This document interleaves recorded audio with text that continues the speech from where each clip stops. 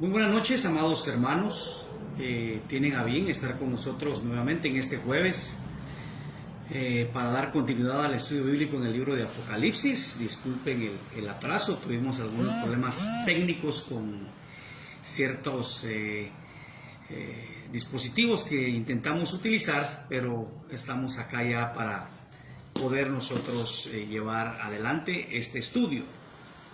Estamos ya en el capítulo 14 del Apocalipsis. Si no estoy mal, es el primer capítulo al que le vamos a brindar más de un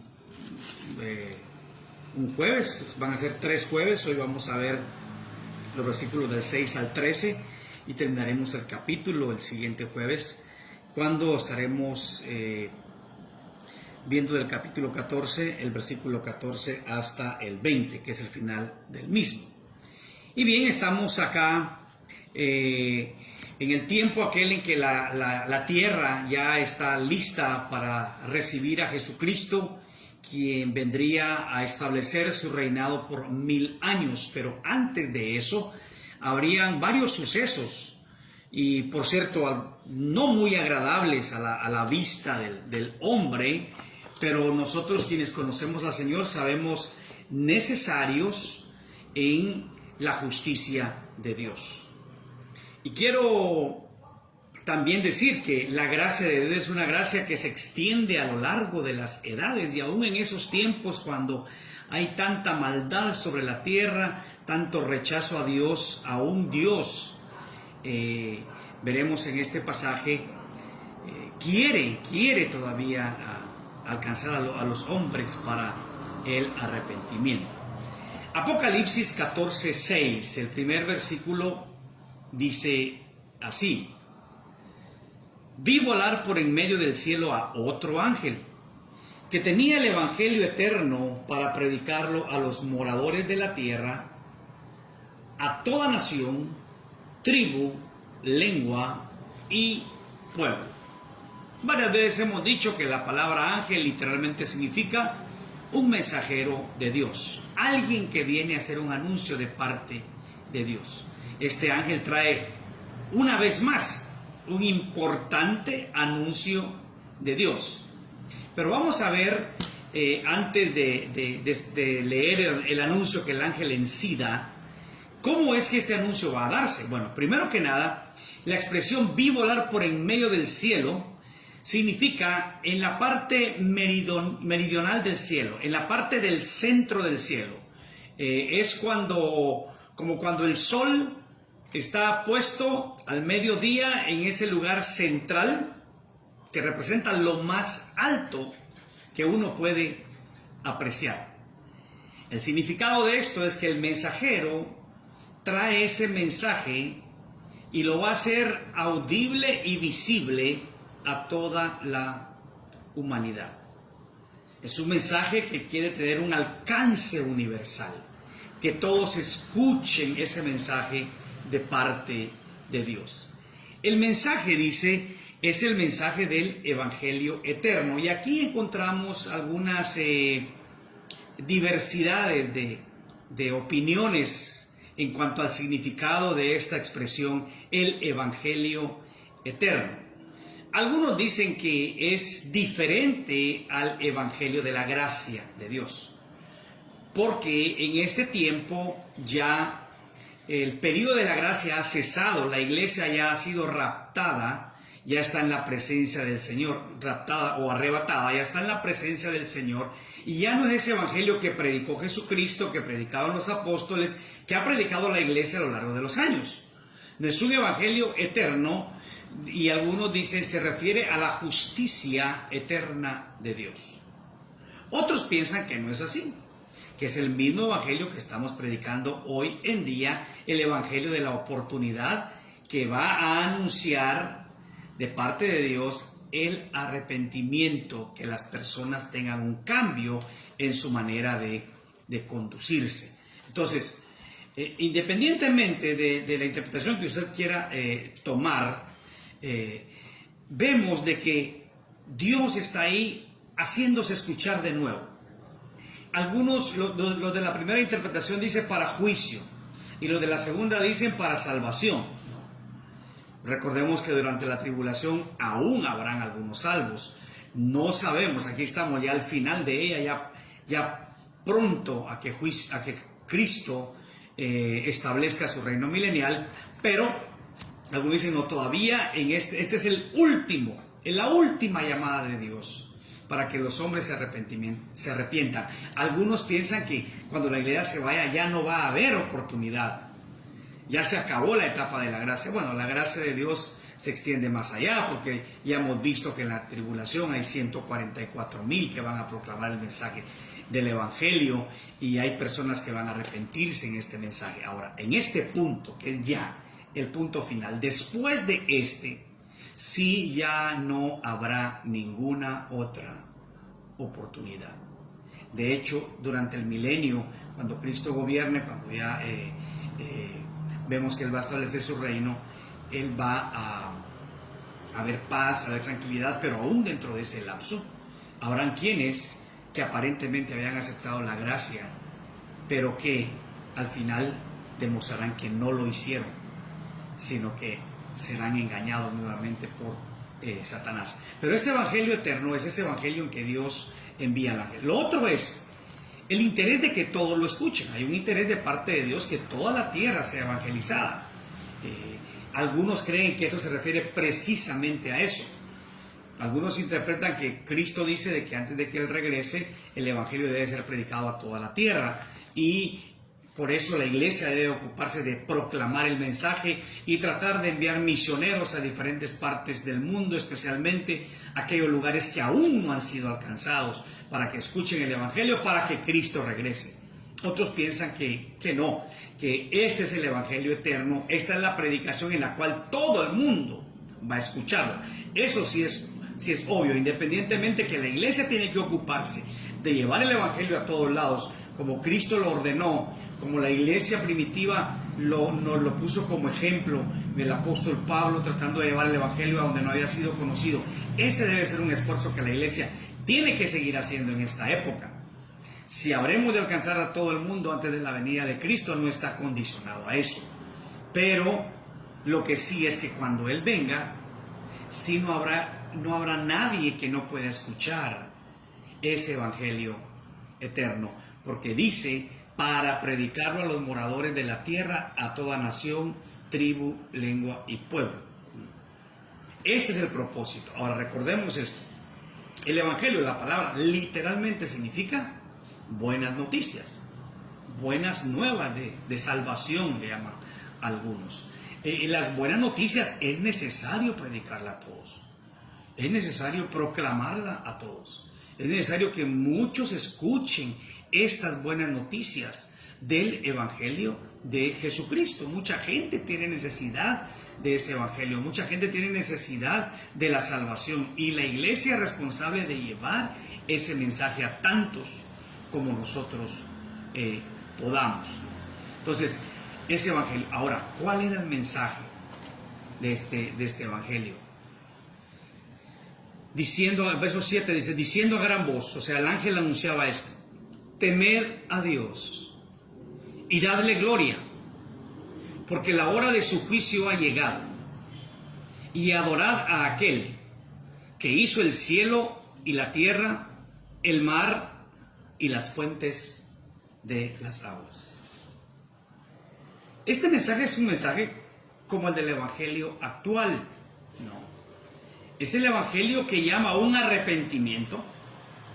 Obviamente entendemos por lo que hemos estudiado antes que el mal estaba propagado en toda la tierra. Vimos cómo el anticristo, Satanás, el falso profeta, habían engañado a muchos, e incluso la bestia había forzado a las personas a adorarle. Y el mensaje del evangelio es: arrepíntanse de eso, salgan de ahí, y al único que ustedes deben de temer es al único Dios verdadero. Y aquí lo describe Juan en términos de un conocimiento que las personas puedan llegar a tener a través de saber que Él es el creador. Porque Juan está diciendo, vea lo que dice, temer primero a Dios. Ahora, ¿qué características tiene ese Dios? ¿Cómo es ese Dios que Juan llama a adorar? Bueno, es un Dios a que temer, a que darle gloria, pero al final dice, aquel que hizo el cielo y la tierra, el mar y las fuentes de las aguas. Está hablando del único Dios verdadero, del único digno de alabanza, del único digno de adoración, y el cual, cuando leemos en Romanos, hay una manifestación general de Dios. Hay una manifestación en la cual muchas personas creen en la existencia de Dios, y es que Él es el que hizo todas las cosas. Ahora, esta fe no es la que salva. Recordemos, la fe es cuando tenemos la revelación específica, la revelación especial en Jesucristo para salvación. Pero sí, la revelación general puede guiarnos a buscar al Dios creador y conocerle por medio de Jesucristo. Pero aquí está hablando el apóstol Juan en Apocalipsis acerca del Dios que dio origen a todas las cosas, no de los falsos dioses que hoy están adorando, que son los que tienen el gobierno temporal del mundo, que son los que han forzado a mucha gente a querer hacerle renunciar de su fe, y muchos lo habían hecho, de la fe en Cristo, no los que tienen la opresión que el mundo está viviendo en aquel entonces, sino el único Dios verdadero, el que creó todas las cosas. Y lo primero que le llama es a temerle. Temor a Dios. Mire cuán importante es el temor a Dios. Y sabemos que el temor tiene un significado doble. Primero, la reverencia, el respeto que Dios se merece. Pero también tiene que ver con el temor a las consecuencias de no adorar al único Dios verdadero, y de las consecuencias que se sufren por causa de la desobediencia a Él. Temer a Dios. La Biblia nos enseña que al único que hay que temerle es a Dios. Y alguien dijo, el que teme a Dios no tendrá temor de nadie ni de nada más. Porque el que teme a Dios sabe que Él tiene el control de todas las cosas. Y luego dice, dadle gloria. Miren, es normal que alguien que en realidad teme a Dios le va a dar a Dios toda la gloria. Porque sabe que Dios no comparte su gloria con nadie. Porque sabe que Dios es el único digno de recibir esa gloria, el único digno de ser adorado. El que teme a Dios conoce que es necesario que se le alabe, que es necesario que se le adore, porque solamente Él merece recibir esa honra y esa gloria. En aquel entonces, la gente le estaba temiendo al anticristo. La gente le estará temiendo, mejor dicho, le estará temiendo al anticristo, le estará temiendo a las predicaciones del falso profeta, estará temiendo a Satanás. Y aquí Juan dice, no, teman a Dios, es el único digno de temor, porque los males que ustedes están sufriendo con el anticristo, con el falso profeta, con Satanás, son nada y son temporales, son pasajeros. Dios, aquel que le da la salvación, aquel que le da la esperanza de la vida eterna, Dios también le va a dar al final de los tiempos y por toda la eternidad la paz y el gozo de vivir en su presencia por los siglos de los siglos. Por eso dice, no teman lo que les pueda hacer el hombre, no teman a los hombres, teman solamente a Dios. ¿Y cuál es la razón por la que hay que temerle y darle gloria? Dice, la hora de su juicio ha llegado. El mensaje del ángel acá es, sálvense del juicio de Dios. Es mejor sufrir por un poco de tiempo que queda todavía al anticristo de su gobierno terrenal, temporal, que pasar toda la eternidad sufriendo el castigo eterno, recibiendo los juicios de Dios por rechazar el mensaje del Evangelio, por no arrepentirse y por no poner su confianza en Dios. Ese mensaje del ángel es, ha llegado el juicio de Dios. Ya está encima el juicio de Dios. Arrepiéntanse de ese juicio. Al final, también dice adorar al que hizo el cielo, la tierra y el mar y las fuentes de las aguas. Se refiere a todo lo que existe, ya lo hemos comentado hace un momentito, el único digno de adoración, el creador de todas las cosas, el que ha hecho todo lo que nosotros podemos contemplar, el único Dios verdadero y al único al que hay que adorar. Ahora, no se especifica en el pasaje si al anuncio de este ángel hayan venido personas a arrepentirse. Muchos teólogos piensan que no. Piensan que este mensaje, a pesar de esa intención de Dios para salvar más personas en esta última etapa, en este último llamado, no hizo efecto, algunos dicen, en ninguna persona, porque tenían ya el compromiso con Satanás, con la bestia. Ahora, otros dicen, es probable que de aquí todavía salgan algunos salvos. En capítulos anteriores leímos de que cuando Juan en el cielo presenciaba la escena, dice que debajo del altar también habían los que habían salido de la tribulación.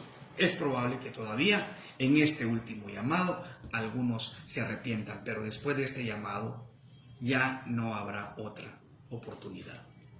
Luego dice, otro ángel, uno más, le siguió diciendo, ha caído Babilonia, la gran ciudad, porque ha hecho beber a todas las naciones del vino del furor de su fornicación.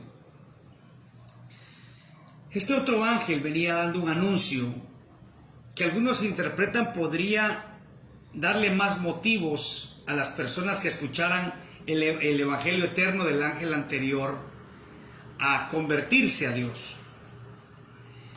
Cuando dice ha caído, la repetición de esta frase significa que es un hecho innegable.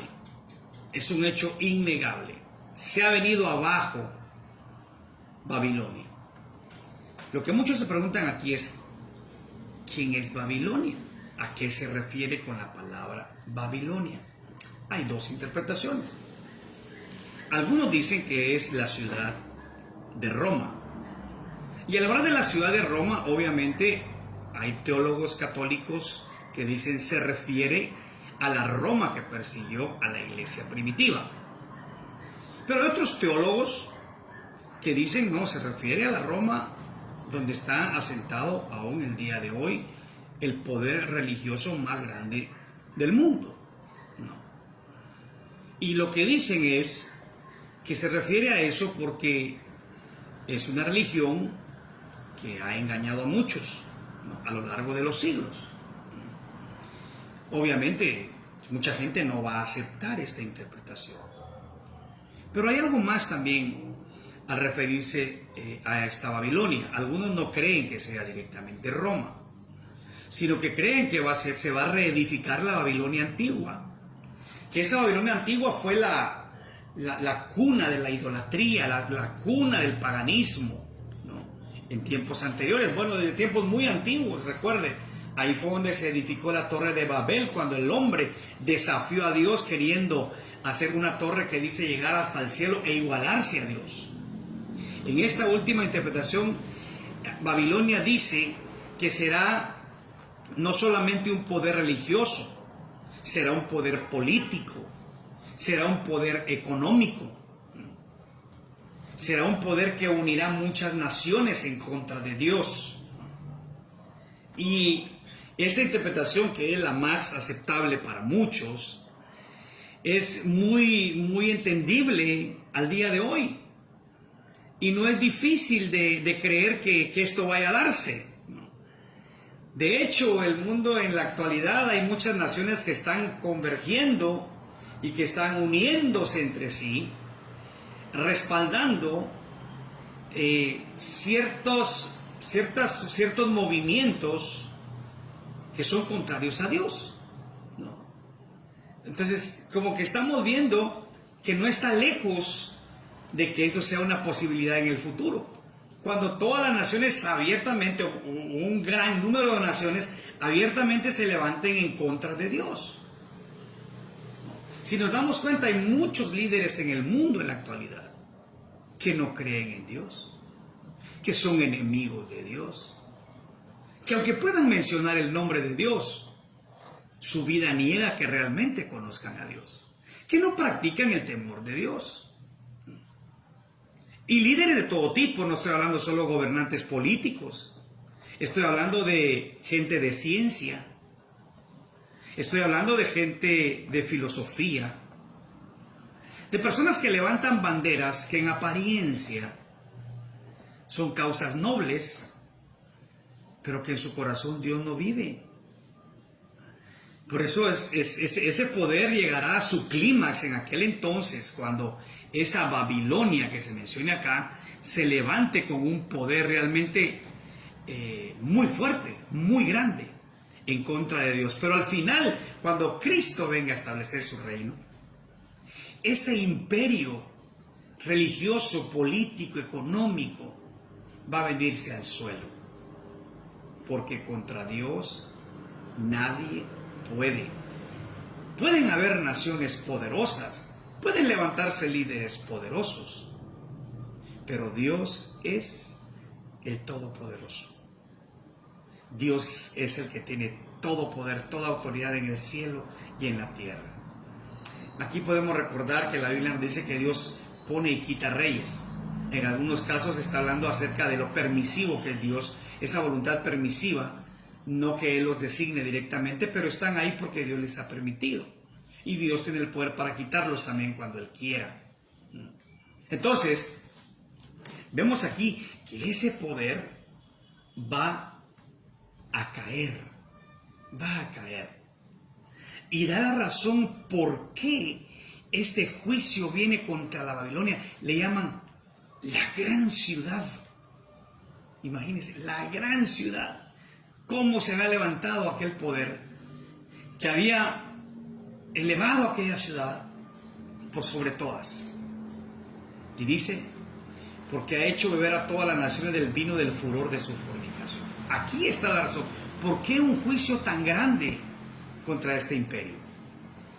Bueno, porque una de las causas que hace que se produzcan los grandes juicios de Dios es porque es contra las personas o instituciones que desvían a las personas de la fe en Dios.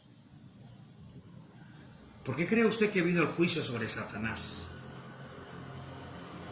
Porque Satanás desvió a Adán y Eva de los mandamientos de Dios. ¿Por qué cuando Dios utilizaba naciones para juzgar a Israel también traía juicio sobre aquellas naciones? Porque aquellas naciones también habían desviado la fe en Dios. ¿Por qué vino el juicio de Dios contra los líderes judíos en los tiempos de Jesús y los apóstoles? Al punto que el templo fue destruido y hasta la fecha no se ha reconstruido. Tuvieron que pasar 19 siglos casi para que Israel volviera a ser nación. Y esto solo por la gracia y misericordia de Dios. Porque aquellos líderes judíos de aquel tiempo habían desviado al pueblo de la fe verdadera en Dios y habían rechazado al Mesías.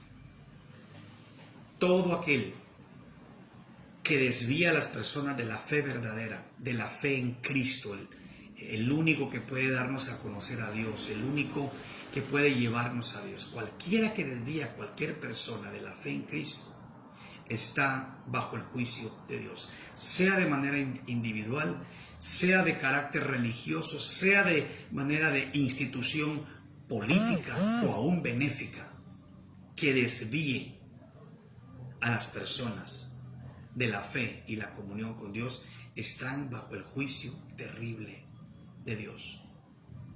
Entonces, aquella ciudad, aquel imperio que se había constituido, un imperio enemigo de Dios, ahora recibe el juicio de Dios.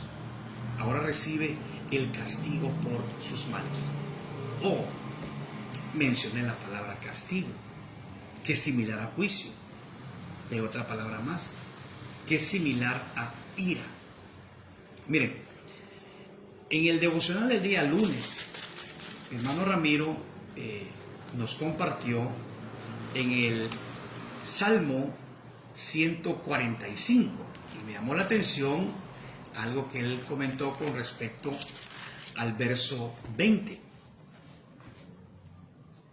El verso 20 dice: Jehová guarda a todos los que le aman. Gloria a Dios, qué confianza. Dios es amor, Dios es protector, Dios nos cuida. Pero no termina ahí el versículo: mas destruirá a todos los impíos. Mire qué interesante, cómo a veces podemos nosotros, como dicen comúnmente, machetear la Biblia, cortarla en pedazos y escoger solo los pedazos que nos gusten, pero no aquellos que nos parezcan a nosotros desagradables. Pero miren, mis hermanos, toda la Biblia es palabra de Dios. Y no se puede escoger lo que yo quiera creer y lo que quiera desechar, porque viene del mismo Dios. Y del mismo Dios nos viene su amor, pero del mismo Dios también viene su ira, su castigo. El mismo Dios que salva es el mismo Dios que condena.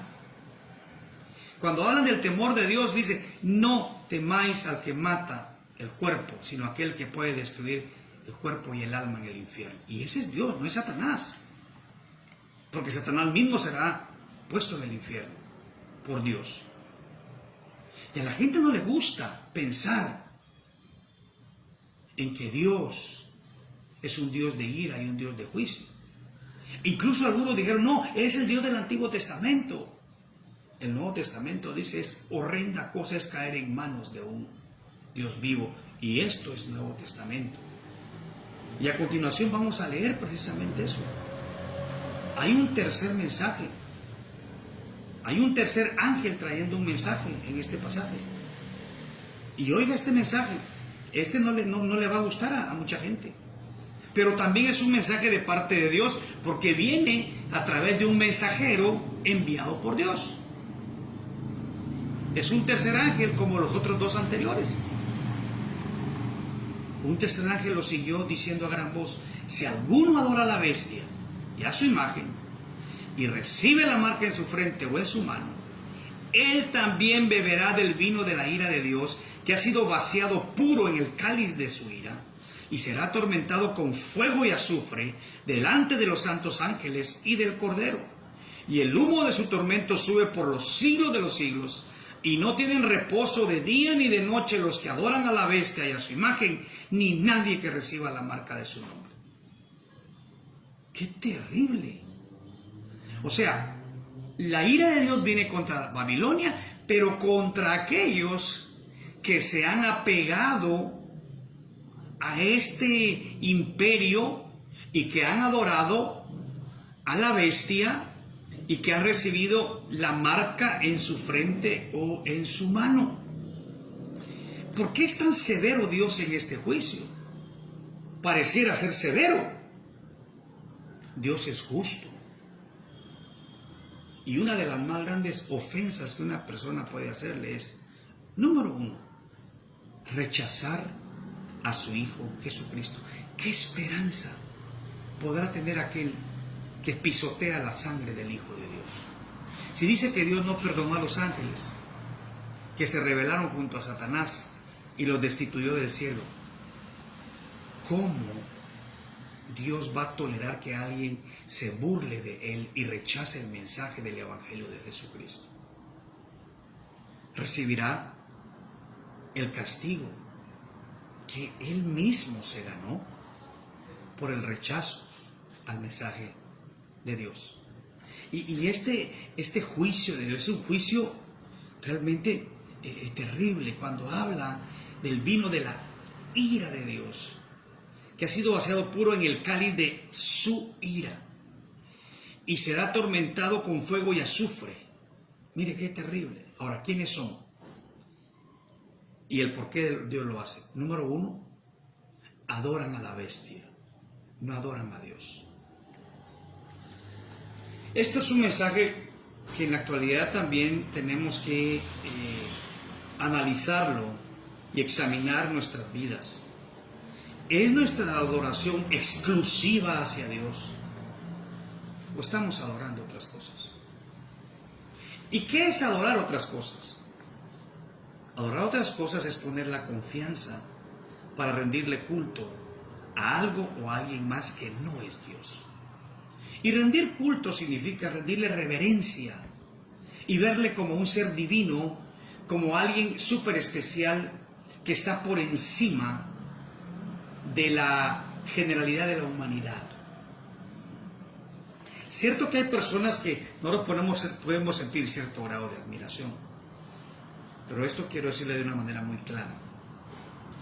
Todos los seres humanos somos iguales delante de Dios. Y personas que se han considerado como muy grandes a lo largo de la historia de la humanidad y que realmente han conocido a Dios, ¿sabe qué pasa con ellos? Son humildes. Son humildes. Hemos estado predicando en el Evangelio de Marcos y hemos ya hablado de un personaje llamado Juan el Bautista. Jesús dijo de él: no había hombre nacido de mujer más grande que Juan. ¿Y qué decía Juan? El que viene tras de mí, yo no soy digno de desatar la correa de su calzado, no soy digno de lavarle los pies, no soy digno de considerarme delante de él ni siquiera como el esclavo de más baja categoría. Humildad de alguien que Cristo, el Hijo de Dios, había dicho, es el más grande de los hombres nacidos de mujer. Humildad en Job, que Dios mismo dio testimonio que no había otro hombre como él, recto, perfecto en sus caminos, temeroso de Dios, apartado del mal.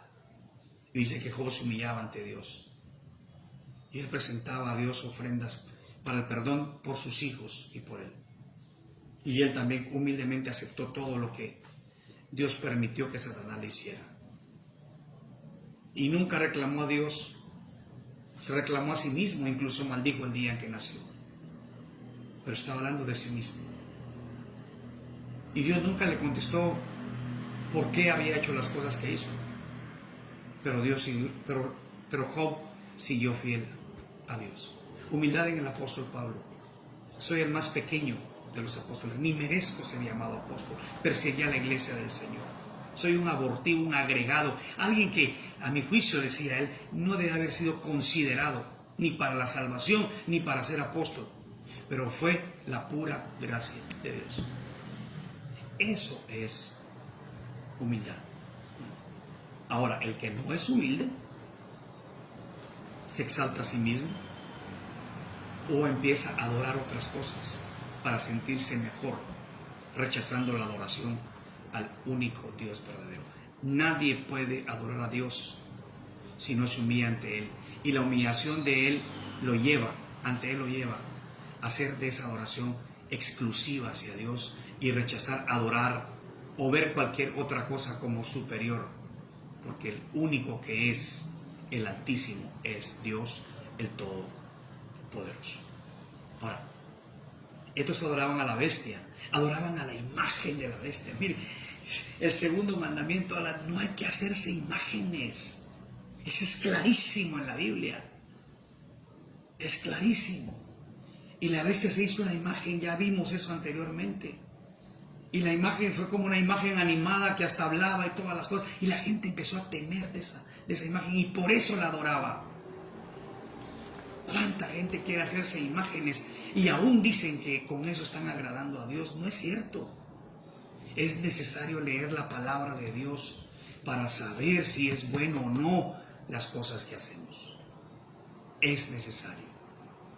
Ahora, cuidado también porque muchos hoy en día tal vez dirán, no, yo no adoro ninguna imagen, pero están adorando personas. ¿Y sabe cuándo adoran personas? Cuando le atribuyen a ciertas personas ciertas cualidades que solo le pertenecen a Dios. Por ejemplo, la sanidad, el único que sana es Dios. Y le digo esto, Dios sana como Él quiere, Dios sana cuando Él quiere, Dios sana a quien Él quiere, sin necesidad de intermediarios. La sanidad proviene directamente de Dios. Tengamos cuidado con eso. Tengamos cuidado con no adorar personas porque se le atribuyen ciertos dones especiales o ciertas unciones especiales. No es cierto. Todos tenemos una misma unción, la unción del Espíritu Santo. Nadie tiene una doble ni triple unción. Y cuando Dios hace, por medio de alguno de sus siervos, algún acto maravilloso, ¿sabe cómo se comporta esa persona que verdaderamente es de Dios? Se lo voy a leer mejor. Capítulo 3, a narrarnos cómo Pedro y Juan suben a orar al templo, y ahí en la puerta de la hermosa, en el pórtico de la hermosa, Dios los usa para sanar Dios a un cojo de nacimiento. Y cuando entran al templo, el cojo de nacimiento ya sanado empieza a saltar, empieza a andar con ellos, los toma de la mano y entran juntos al templo. Y cuando se corre la voz de lo que había pasado, la gente viene, todo el pueblo, dice, atónito, concurrió a ellos al pórtico que se llama de Salomón, Hechos 3:11. Y en el 12 vean lo que dice Pedro. Viendo esto, Pedro respondió al pueblo: varones israelitas, ¿por qué os maravilláis de esto? ¿O por qué ponéis los ojos en nosotros como si por nuestro poder o piedad hubiésemos hecho andar a este? Y de ahí Pedro arranca su predicación. ¿Quién lo había sanado? El Dios de Abraham, de Isaac y de Jacob, el Dios de nuestros padres, ha glorificado a su Hijo Jesús, a quien vosotros entregasteis y negasteis delante de Pilato, cuando éste había resuelto ponerlo en libertad. Y oigan, verso 16, y por la fe en su nombre, en el nombre de Jesús, a este que vosotros veis y conocéis, le ha confirmado su nombre, y la fe que es por él, que es por él ha dado a este, y la fe que es por él ha dado a este, esta completa sanidad en presencia de todos vosotros. Pero quiero que nos fijemos en las palabras de Pedro. ¿Por qué ponéis los ojos en nosotros, como si por nuestro poder o piedad hubiésemos hecho andar a esto? Curioso, no dice: traigan más enfermos, habrá noche de milagros, de sanidades. No tenía ni planificado Pedro hacer eso. Él subió, se encontró con la necesidad del cojo, tuvo fe. Pedro, ni el cojo tuvo fe, no fue la fe del cojo, él esperaba una moneda y Pedro lo sana. Y cuando toda la gente acude, Pedro humildemente dice: ¿por qué ponen sus ojos en nosotros? Hoy hay muchos falsos profetas que están diciendo: pongan sus ojos en nosotros. No son de Dios. Cuidado con la idolatría, sea de imágenes, sea de estatuas o sea de hombres, porque el único digno de ser adorado es Dios. Y por eso Dios envía ese juicio a aquellos que adoran a la bestia y a su imagen, y recibe la marca en su frente o en su mano. Se ponen marcas para exhibir una religiosidad, pero una religiosidad que no es de Dios, que adoran a un Dios falso. Y vea lo que viene. La persona que haga esto, dice, él también, ese él también, nos dice que será incluido con la Babilonia. Él también beberá del vino de la ira de Dios, que ha sido vaciado puro en el cáliz de su ira, y será atormentado con fuego y azufre delante de los santos ángeles y del Cordero. Él también. Y mire, la ira de Dios, el cáliz de su ira, atormentado con fuego y azufre. ¡Qué terrible castigo! Y será por toda la eternidad. Lo veremos en un momento, pero fíjese, el infierno no es un juego, el infierno es real. ¿Sabe que quien más habló del infierno en el Nuevo Testamento fue Jesucristo? Para llevar un mensaje a las personas de advertencia de no ir ahí. El ser humano que no ha leído la Biblia y que no ha compenetrado su mente y su corazón en lo que es el infierno, realmente ni se imagina lo que es. Ni se imagina lo que es. El infierno es real. Bendito Dios, que por la fe en Cristo no iremos al infierno. Lamentablemente, hay muchos que sí. Pero mientras tengamos nosotros vida, mis hermanos, dediquémonos a predicar el Evangelio que pueda prevenir a muchas personas de ir a ese lugar de castigo eterno, de ese lugar de tormento. Porque el que no está bajo el amor de Dios, está bajo la ira de Dios.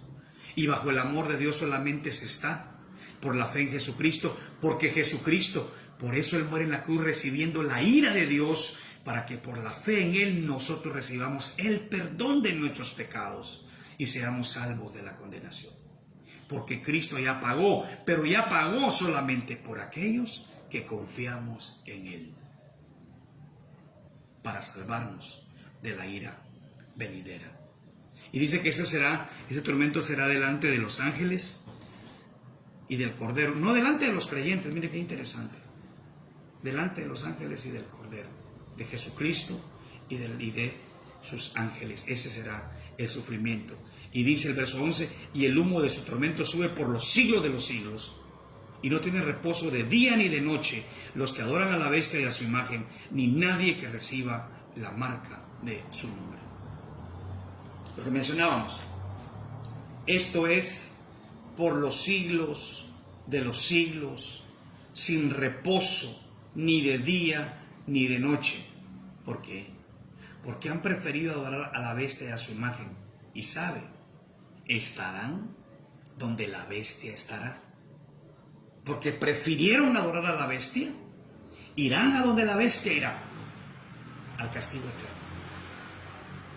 Cuán importante es, si usted aún no ha puesto su fe en Jesucristo, que se arrepienta de sus pecados, que suplique a Dios que lo perdone y sea salvo de ese juicio eterno. Y en vez de eso disfrute de las bendiciones eternas que por el Evangelio de Jesucristo llegan a la vida de todo aquel que confía en Cristo como su único Señor y Salvador.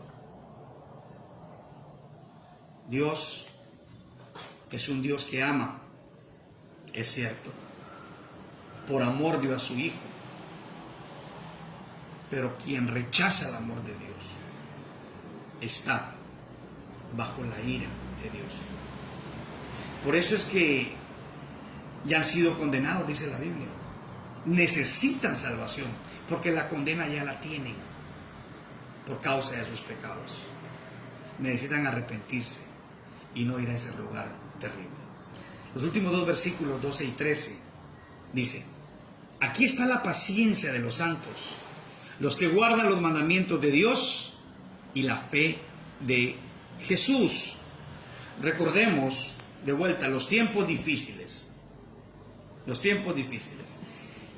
La paciencia de los santos se refiere a aquellos que han sufrido por causa de aquel sistema enemigo de Dios y que ha engañado a muchos, pero que ellos no se dejaron engañar y permanecieron fieles a Dios y recibieron grandes castigos.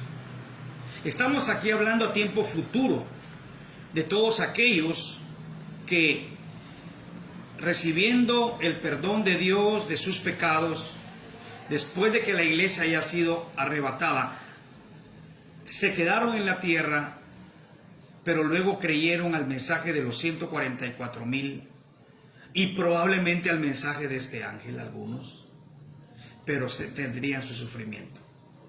Tendrían su sufrimiento.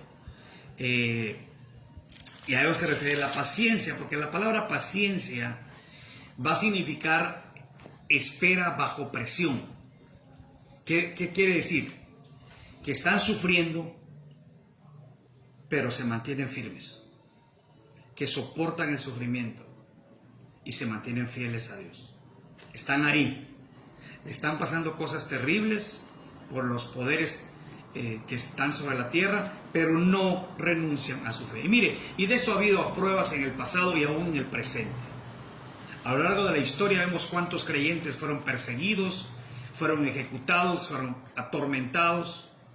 Y hoy mismo, hermanos, hay partes en el mundo en las que los creyentes están sufriendo persecución, están sufriendo castigos, están sufriendo la muerte por su fe en Jesucristo. Aún hoy en día. Y aquel tiempo futuro sucederá también aún peor, porque antes de que Cristo regrese y establecer su reino milenial, el poder que tendrá el anticristo, la bestia, Satanás, el falso profeta. Ejercerá sobre los creyentes una persecución y unos castigos terribles, pero no más terribles que el castigo divino que vendrá sobre los que no creen. Pero ellos tendrán paciencia. Y los que tienen paciencia tienen una particularidad: guardan los mandamientos de Dios y la fe en Jesús. Podríamos decir aquí, mandan los mandamientos de Dios por la fe en Jesús. Su fe en Jesús les hace permanecer fieles y buscar la santidad, y buscar agradar a Dios, y buscar hacer lo que Dios dice. ¿Cuánto podemos nosotros aprender de esto, hermanos? Porque estamos hablando de tiempos futuros, pero aún hoy es lo mismo.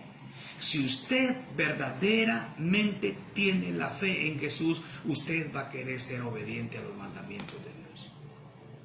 Lo hemos explicado muchas veces, pero lo vuelvo a decir: no somos perfectos, porque es cierto que nosotros pecamos, pero también es cierto que no practicamos el pecado y que no buscamos abiertamente rebelarnos contra Dios, sino que día a día buscamos la santidad, luchamos contra el pecado, pedimos la ayuda de Dios y de su Espíritu, y nos ponemos bajo el señorío de Cristo para buscar la santidad. Es característica de todo creyente. El resultado de una fe genuina: buscar cada día agradar a Dios, obedeciendo sus mandamientos. Y finalmente dice: oí una voz que desde el cielo me decía: escribe, bienaventurados de aquí en adelante los muertos que mueren en el Señor. Sí, dice el Espíritu, descansarán de sus trabajos, porque sus obras con ellos siguen.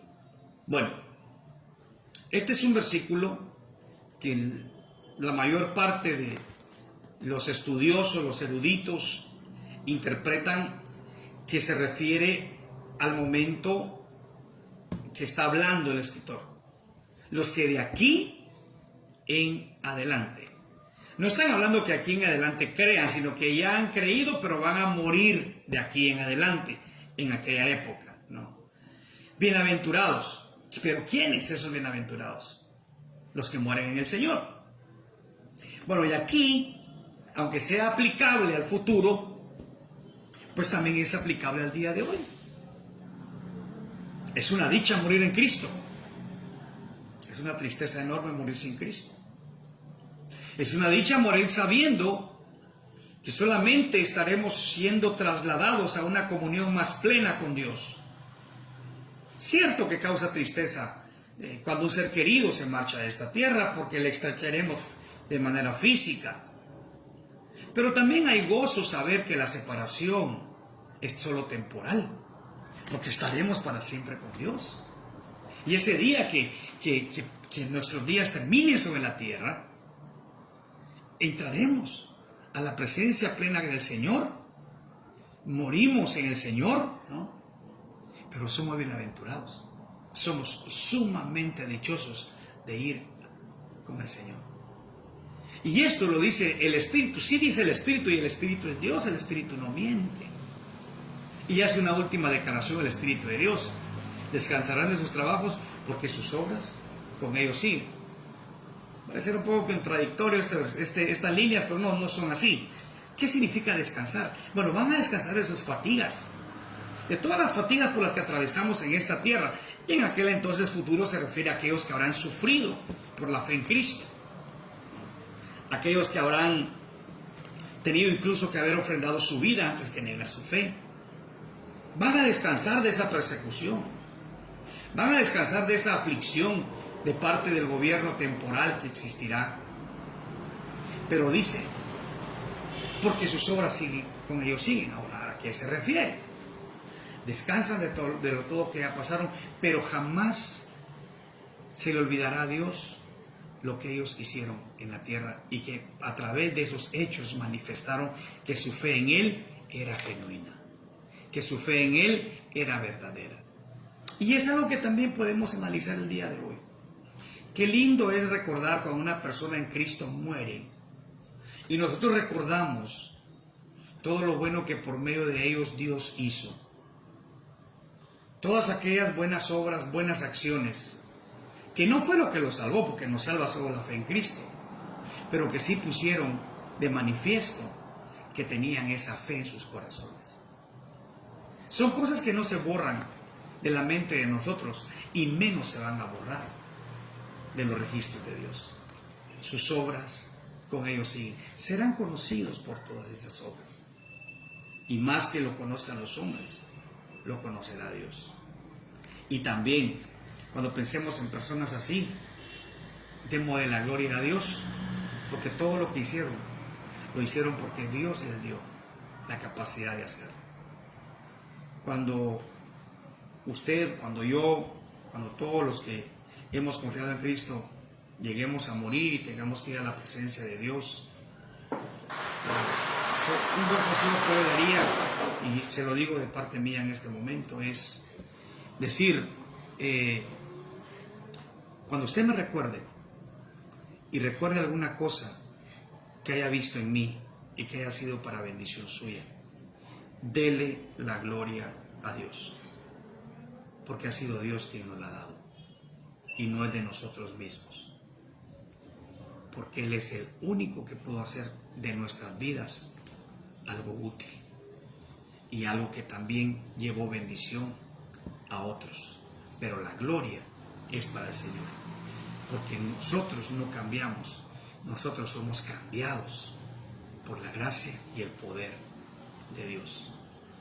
Y seremos recordados así, pero seremos recordados para gloria y alabanza del Señor.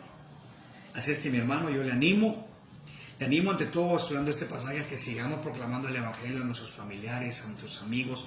Oremos por ellos para que Dios hable a sus corazones y no tengan que pasar este tormento. Que el Espíritu Santo hable a sus vidas para que puedan arrepentirse de sus pecados y puedan ellos también tener la salvación que nosotros ya gozamos. Así es que adelante en los caminos del Señor, no desmayemos, el Señor es fiel y Él cumplirá todas sus promesas. Vamos a orar en esta noche. Amado Padre, te damos gracias por este tiempo que nos has concedido de estudiar tu palabra. Y aunque sabemos que los acontecimientos que hoy hemos visto serán terribles, los juicios tuyos serán terribles, te damos gracias por habernos guardado de ellos por la fe en Jesucristo. Gracias por tu Hijo amado, quien en la cruz recibió el castigo que nosotros merecíamos por causa de nuestros pecados, para que pudiéramos nosotros haber sido perdonados y tener la promesa de la vida eterna. Amado Dios, ayúdanos a mantenernos fieles, a no retroceder en nuestra fe, sino seguir adelante, porque el que persevera hasta el fin, este será salvo. Y ver, Señor, que no importa si en el tiempo que nos quede en esta tierra puedan venir persecuciones, puedan venir grandes dificultades, sabemos que al final descansaremos de toda presión, de todo trabajo, de todo castigo terrenal, pero gozaremos de la gloria celestial contigo por los siglos de los siglos. Gracias, Señor, a ti sea la honra y la gloria por siempre. En Cristo Jesús, Señor nuestro. Amén y amén. Dele gloria al Señor y que esa bendición de nuestro Dios permanezca siempre en usted. Muy buenas noches.